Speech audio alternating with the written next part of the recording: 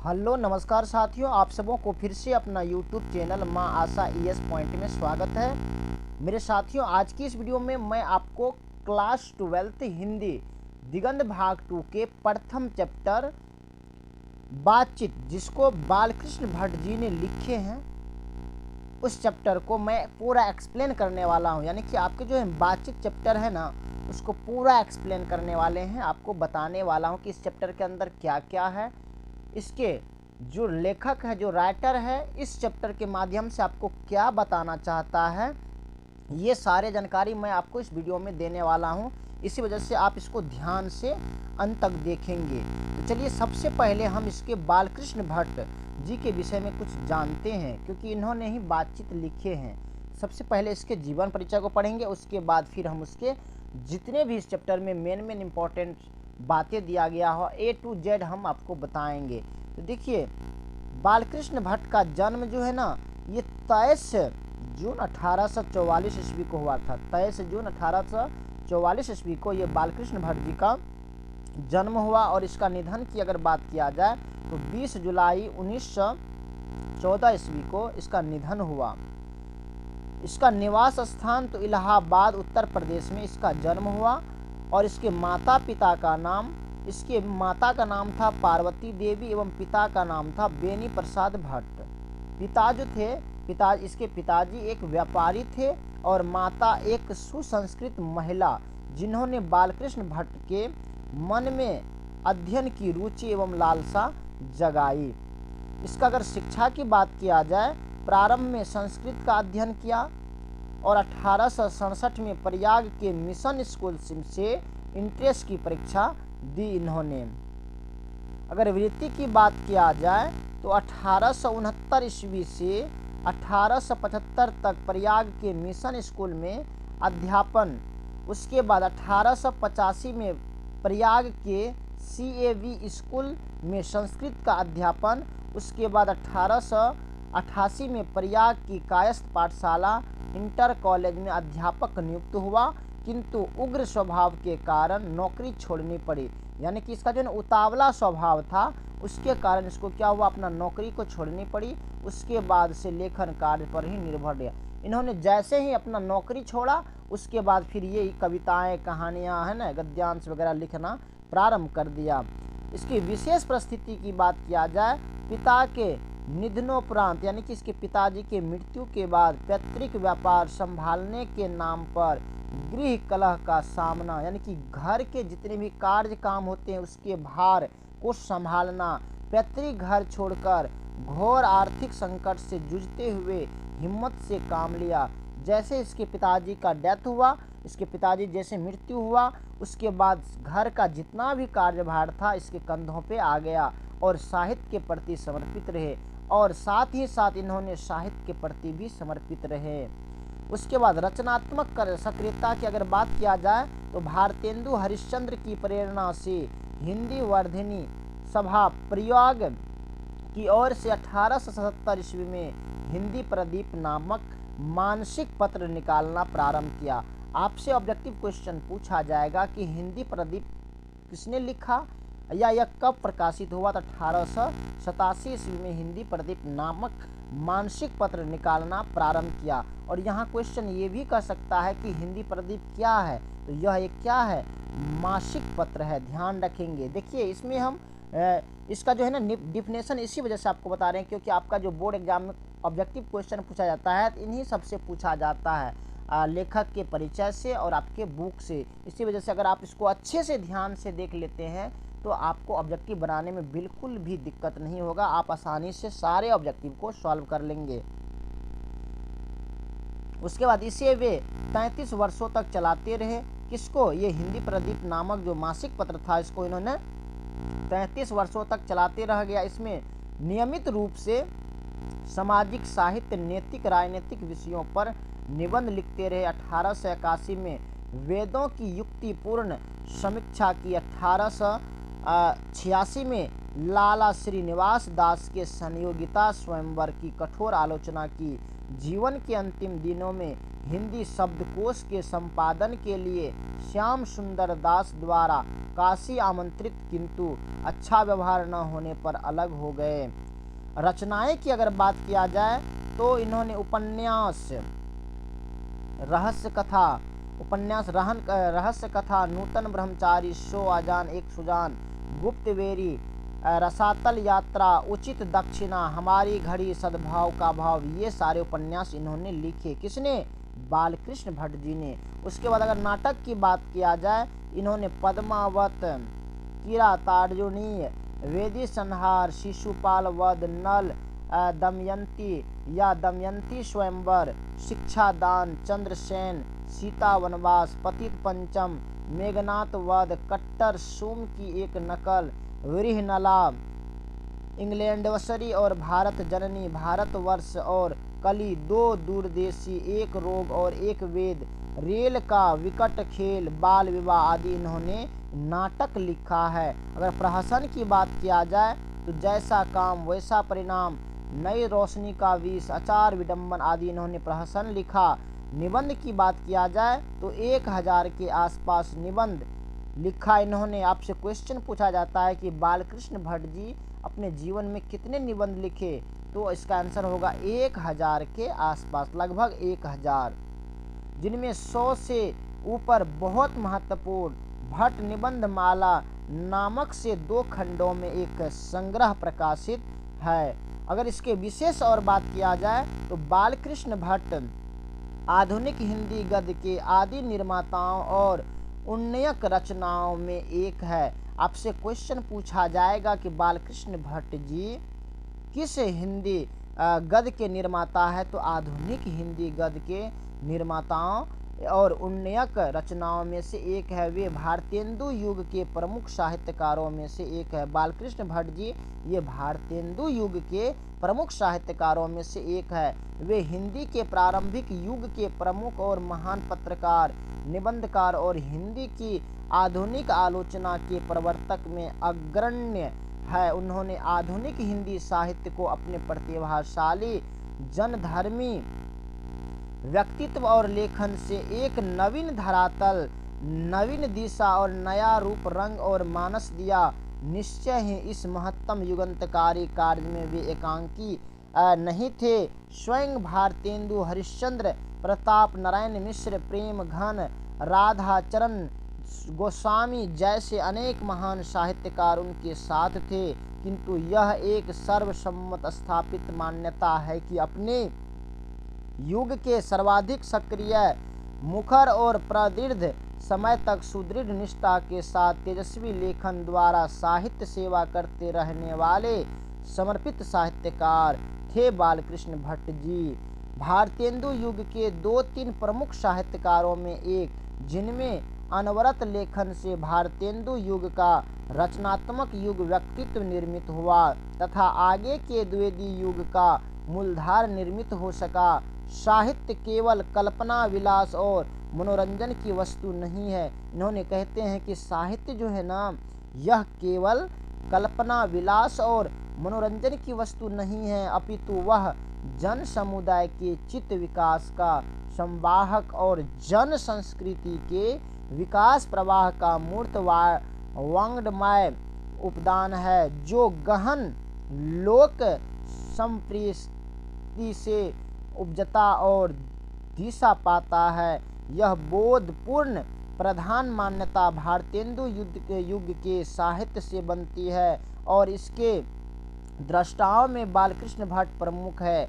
आधुनिक हिंदी नवजागरण और राष्ट्रीय आंदोलन के दौर में नए सिरे से अपनी भाषा और साहित्य का मौलिक लोकवादी, प्राकृतिक एवं जातीय निष्ठा की पहचान करते हुए तदनुरूप दिशा और प्रवाह देने का कार्य जिन महान लेखकों ने अपनी रचनात्मक गतिविधियों द्वारा संपन्न किया, उनमें भट्ट जी भी विशेष रूप से स्मरणीय है। मेरे साथियों, इसमें जितने भी पॉइंट हमने बताए हैं, ये सब हमने बालकृष्ण भट्ट जी के विषय में हमने जाने हैं।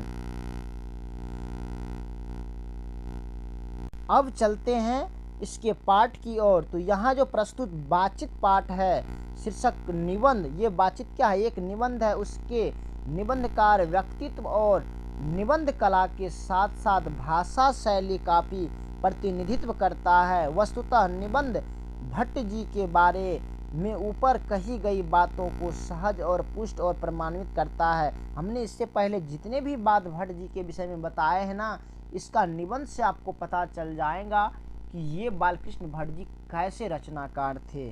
तो चलिए ध्यान से आप लोग देखेंगे अंत तक। अगर आप इसको अच्छे से देख लेते हैं ना, तो बिल्कुल भी आपको इसके ऑब्जेक्टिव या शॉर्ट या लॉन्ग क्वेश्चन बनाने में बिल्कुल भी आपको परेशानी नहीं होगा। इसी वजह से आप इसको अच्छे से देखेंगे। और अगर आप हमारे YouTube चैनल पे नए आए हैं तो प्लीज़ इसको सब्सक्राइब कर लेंगे और अपने दोस्तों को भी शेयर करेंगे, क्योंकि ऐसे ऐसे कंटेंट हम आपको बनाते रहेंगे। आपके जितने भी बुक है, चाहे हिस्ट्री हो, ज्योग्राफी हो, पॉलिटिकल साइंस हो, इंग्लिश हो या हिंदी हो, सबके चैप्टर बाय चैप्टर आपको शॉर्ट लॉन्ग या उसका एक्सप्लेन इस चैनल के माध्यम से मैं आपको प्रोवाइड करूंगा। इसी वजह से आप इसको ध्यान से देखेंगे। तो देखिए, बातचीत आप तो जानते हैं, आप अपने एक दूसरे से हम क्या करते हैं, बातचीत के जरिए क्या करते हैं, हम एक दूसरे से अपने अभाव को दूसरे के साथ शेयर करते हैं ना, हम किसी से बोलते हैं ना, अपना संकेत दूसरे को बताते हैं। यही क्या है, यह एक बातचीत है। तो चलिए इसके विषय में जानते हैं। कहते हैं कि इसे तो सभी स्वीकार करेंगे कि अनेक प्रकार की शक्तियां जो वरदान की भांति ईश्वर से मनुष्य को दी है, उसमें वाक शक्ति भी एक है। कहते हैं कि जिस प्रकार से शक्ति, ये जो है ना, कहते हैं कि सभी स्वीकार करेंगे, इसे हम सभी स्वीकार करेंगे कि अनेक प्रकार की शक्तियां जो भगवान ने हमको वरदान के रूप में दिया है, मनुष्य को दिया है, उसमें से एक वाक शक्ति भी है, यानी कि बोलने का भी शक्ति है। यदि मनुष्य की और इंद्रियां अपनी अपनी शक्तियों में अविकल रहती और वाक शक्ति मनुष्यों में न होती, तो हम नहीं जानते कि इस गूंगी सृष्टि का क्या हाल होता। लेखक कहते हैं कि अगर हमें ये बोलने वाला शक्ति नहीं होता तो हमें नहीं पता कि इस गूंगी सृष्टि का क्या हाल होता। सब लोग लुंज पुंज से हो मानो कोने में बैठा दिए गए होते, और जो कुछ सुख दुख का अनुभव हम अपने दूसरी इंद्रियों के द्वारा करते हैं, उसे अवाक होने के कारण आपस में एक दूसरे से कुछ न कह सुन सकते। कहते हैं कि हम जो सुख दुख का अनुभव कर रहे हैं, हम जो अपने अपने इंद्रियों के द्वारा जो सुख प्राप्त करते हैं, उसे अवाक होने के कारण, यानी कि अगर हम नहीं बोलते उसके कारण आपस में एक दूसरे से कुछ ना ही तो कह सकते थे और ना ही तो सुन सकते थे। इस वाक शक्ति के अनेक फायदे में स्पीच, वक्तृता और बातचीत दोनों है। इनमें से कहते हैं कि स्पीच जो भाषण देते हैं, स्पीच का वक्तृता और बातचीत दोनों है, किंतु स्पीच से बातचीत का ढंग ही निराला है। कहते हैं कि स्पीच में क्या होता है कि हम सबसे पहले तैयारी करते हैं कि हम क्या सुनाएं, लेकिन बातचीत में वक्ता को नाज नखरा जाहिर करने का मौका नहीं दिया जाता है, हाँ, कि वह बड़े अंदाज से गिन गिन कर पाँव रखता है, पुलकित पर जा खड़ा हो, पुण्यवाहक या नांदी पाद की भांति घड़ियों तक साहब, मजलिस चेयरमैन, लेडीज और जेंटलमैन की बहुत सी स्तुति करावे और तब किसी का एक वक्तृता का आरंभ करे। कहते हैं कि जैसे हम स्पीच या किसी लीडर को मंगाते हैं तो नहीं करते हैं, उसके सबसे पहले उसको प्रचार करते हैं, ये आने वाले हैं, ऐसे आने वाले, ये वो करके तब जा करके उसको हम बुलाते हैं स्टेज पे। और जैसे ही वो आते हैं तो वो सोचे हुए रहते हैं कि हमको क्या बोलना है, कैसे बोलना है, कैसे कैसे करना है। जहाँ कोई मर्म या नोक की चुटीली बात वक्ता महाशय के मुख से निकली कि ताली ध्वनि से कमरा गूंज उठा। अब उनमें से कोई अगर चुटीली बातें बोल दिया, कोई अच्छा बात बोल दिया, तो क्या सभी ताली बजाना शुरू कर देते हैं। इसलिए वक्ता को खामख्वाह ढूंढकर कोई ऐसा मौका अपनी वक्तृता में लाना ही पड़ता है जिसमें करतल ध्वनि अवश्य हो। इसमें ये कहते हैं कि जो स्पीच बोलते हैं ना, वो कोई ना कोई ऐसे पॉइंट रखते हैं जिसको सुनने के बाद लोग उत्साह में आकर के ताली भी बजाते हैं और उसका गुणगान भी करते हैं कि ये इंसान बहुत अच्छा है, इन्होंने ऐसे समझाए हैं। वही हमारी साधारण बातचीत, कहते हैं कि वही अगर हमारा साधारण बातचीत का अगर बात किया जाए तो वही हमारे साधारण बातचीत का कुछ ऐसा घरेलू ढंग है कि उनमें न करतल ध्वनि और कोई मौका है, न लोगों के कह कहे उड़ाने की कोई बात ही रहती है। हम दो आदमी प्रेम पूर्वक संलाप कर रहे हैं, कोई चुटीली बात आ गई, हंस रहे हैं। जैसे हम दोनों बातचीत कर रहे हैं, कोई एक तो बात ऐसे खुल गया कि दोनों को हंसी आ गया। मुस्कुराहट से होठों का केवल फड़क उठना ही इस हंसी का अंतिम सीमा है। स्पीच का उद्देश्य सुनने वालों के मन में जोश और उत्साह पैदा कर देता है। घरेलू बातचीत मन रमाने का ढंग है। कहते हैं कि स्पीच का उद्देश्य जो है ना, सुनने वाले के मन में जोश और उत्साह पैदा कर देता है किसी काम के प्रति या किसी के प्रति। लेकिन घरेलू बातचीत में मन रमाने यानी कि मन को लगाने का ढंग दिया जाता है। उनमें स्पीच की वह संजीदगी बेकदर हो धक्के खाती फिरती है। जहां आदमी की अपनी ज़िंदगी मज़ेदार बनाने के लिए खाने पीने चलने फिरने आदि की ज़रूरत है, वहां बातचीत की भी उसको अत्यंत आवश्यकता है। जो कुछ मवाद या धुआं जमा रहता है वह बातचीत के जरिए भाप बनकर बाहर निकल जाता है। कहते हैं कि हमारे मन में जितने भी मवाद या धुआं जमा रहता है वो अगर हम एक दूसरे से बातचीत करते हैं तो उसके जरिए हम क्या करते हैं, भाप बन करके बाहर निकाल देते हैं। और उससे क्या होता है, चित्त हल्का और स्वच्छ हो परम आनंद में मग्न हो जाता है। बातचीत का भी एक खास तरह का मजा होता है। जिनको बातचीत करने का लत पड़ी जाती है वे इसके पीछे खाना पीना भी छोड़ बैठते हैं। कहते हैं जिसको बातचीत करने का लत लग जाता है वो खाना पीना सब छोड़ करके बातचीत में लगे रहते हैं। अपना बड़ा हर्ज कर देना उसे पसंद आता है, पर वे बातचीत का मजा नहीं खोना चाहते। रॉबिन्सन क्रूसो का किस्सा बहुता लोगों ने पढ़ा होगा। कहते हैं कि एक व्यक्ति था जिसका नाम था रॉबिन्सन क्रूसो। कहते हैं लेखक कहते हैं कि रॉबिन्सन क्रूसो का किस्सा बहुत से व्यक्तियों ने सुना होगा और पढ़ा होगा, जिसे 16 वर्ष तक मनुष्य मुख देखने को भी नहीं मिला। वो व्यक्ति ऐसा था जिसको 16 वर्ष तक मनुष्य का मुख देखने को नहीं मिला। कुत्ता बिल्ली आदि जानवरों के बीच में रह 16 वर्ष के उपरांत उसने फ्राइडे के मुख से एक बात सुनी, यद्यपि उसने अपनी जंगली बोली में कहा था।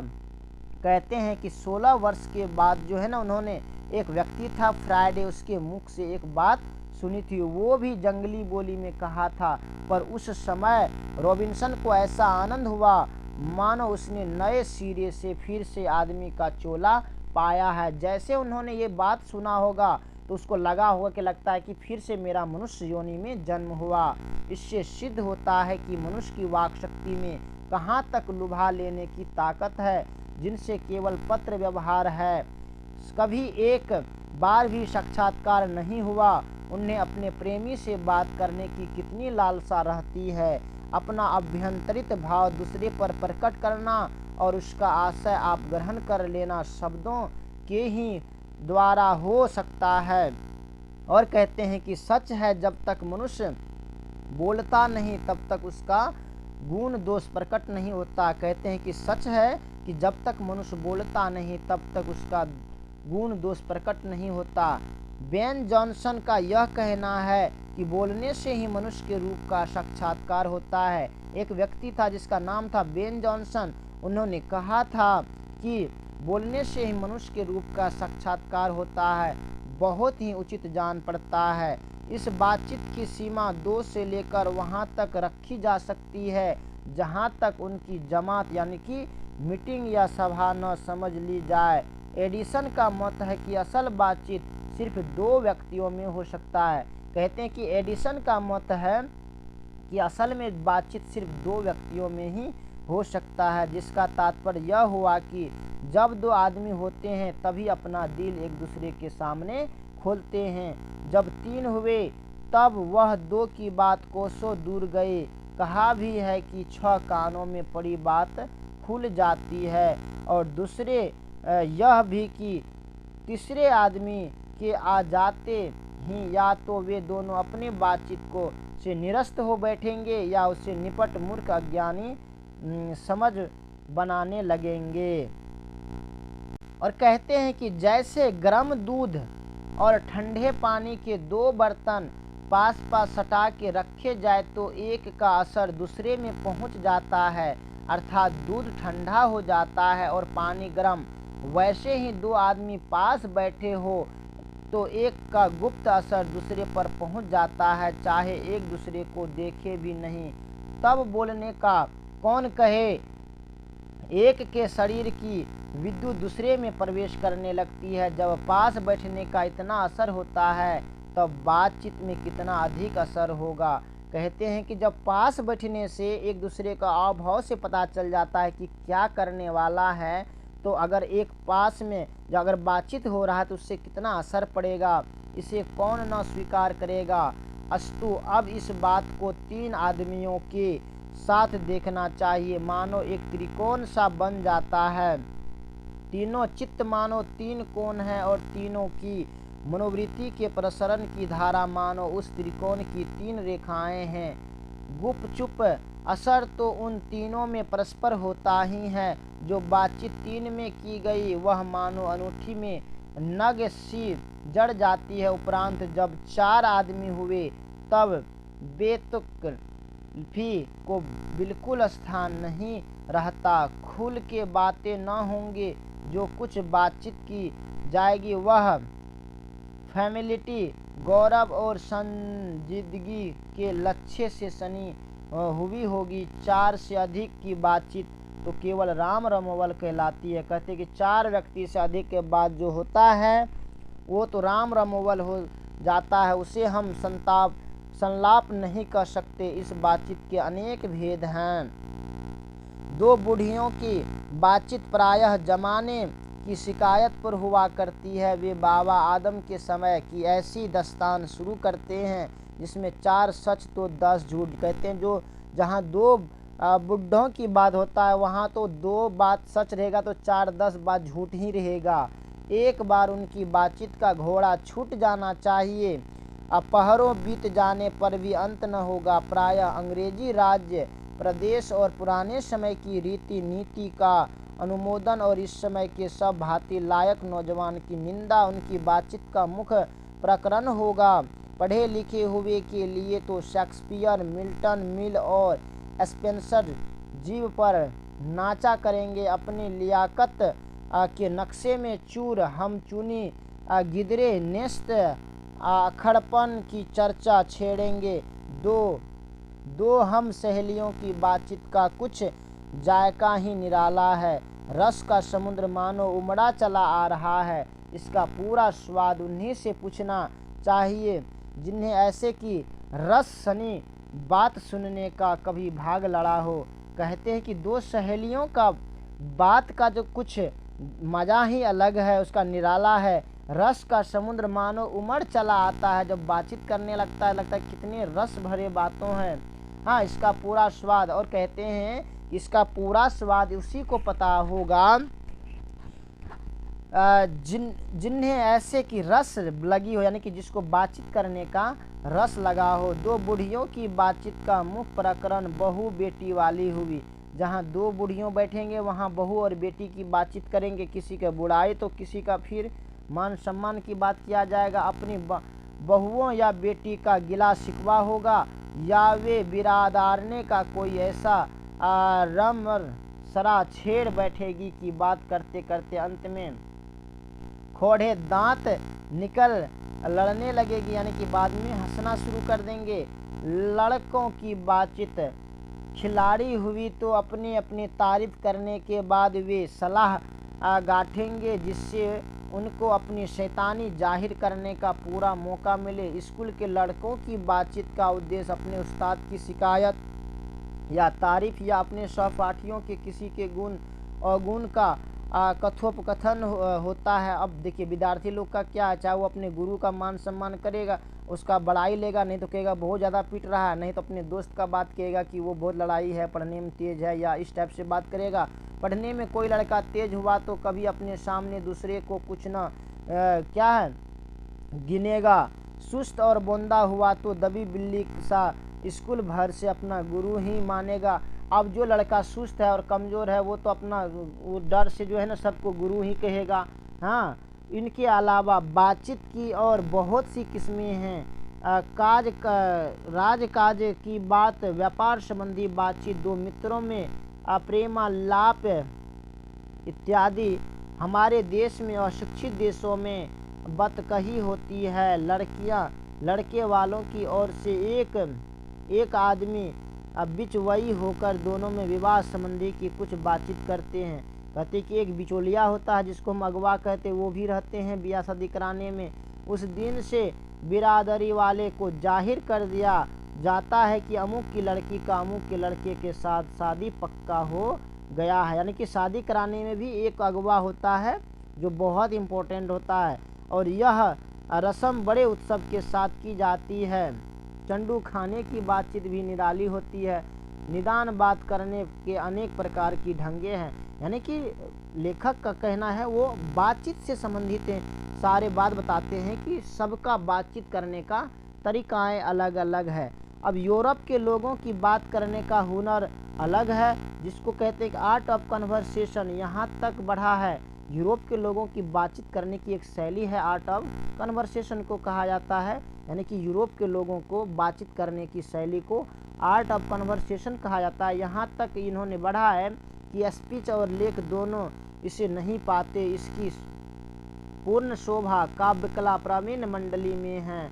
ऐसे इसमें कहते हैं कि ऐसे चतुराई के प्रसंग छेड़े जाते हैं जिन्हें सुन कान को अत्यंत सुख मिलता है। सुहृद गोष्ठी इसी का नाम है।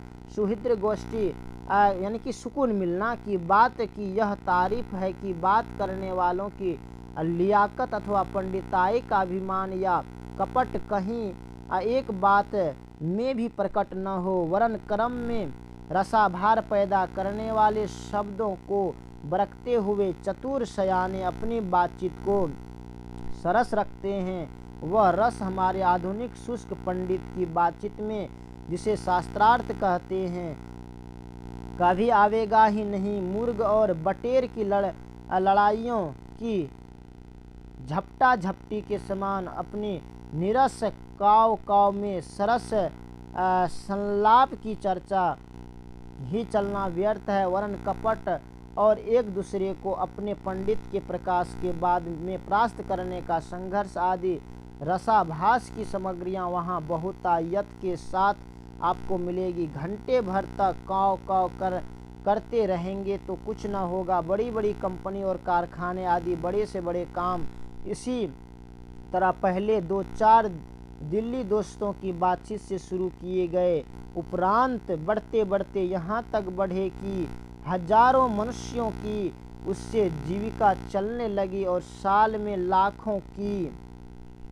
आमदनी होने लगी। यानी कि बातचीत करते, जैसे कोई मजदूर है, कोई मालक है, तो उससे क्या बातचीत करता है कि नहीं करता है, और करते करते धीरे धीरे अब लाखों व्यक्ति जुड़े और लाखों रुपया आमदनी होने लगा। 25 वर्ष के ऊपर वालों की बातचीत अवश्य ही कुछ न कुछ सारगर्भित होती होगी, अनुभव और दूरदेशी से खाली न होगी। और 25 से नीचे की बातचीत में यद्यपि अनुभव, दूरदर्शिता और गौरव नहीं पाया जाता है।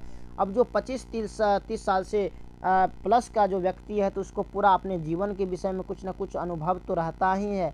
और उससे छोटे, जैसे 25 से अगर नीचे के उम्र के जितने भी होते हैं, वो तो उसका तो शुरुआती दौर ही होता है, उसको उतना अभी जीवन के विषय में अनुभव नहीं होता। तो इसी वजह से वो अपना उतना तार्किक बात नहीं बोल पाता है, पर इसमें एक प्रकार का ऐसा दिल बहलाव और ताजगी रहती है जिसकी मिठास उससे 10 गुनी चढ़ी बढ़ी है।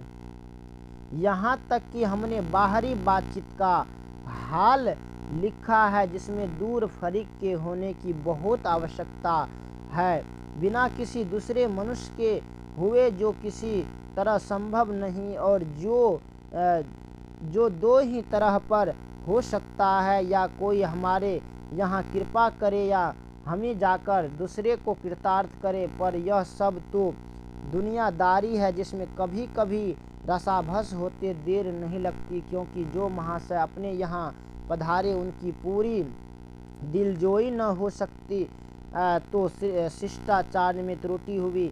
अगर हम ही उनके यहाँ तक तो पहले तो बिना बुलाए जाना ही अनादर का मूल है, और जाने पर अपने मन मार्फिक बर्ताव न किया गया तो मानो दूसरे प्रकार का नया घाव हुआ। इसलिए सबसे उत्तम प्रकार बातचीत करने का हम यही समझते हैं कि हम वह शक्ति अपने में पैदा कर सके कि अपने आप बात कर लिया करे। हमारी भीतरी मनोवृत्ति प्रतिक्षण नए नए रंग दिखाती है।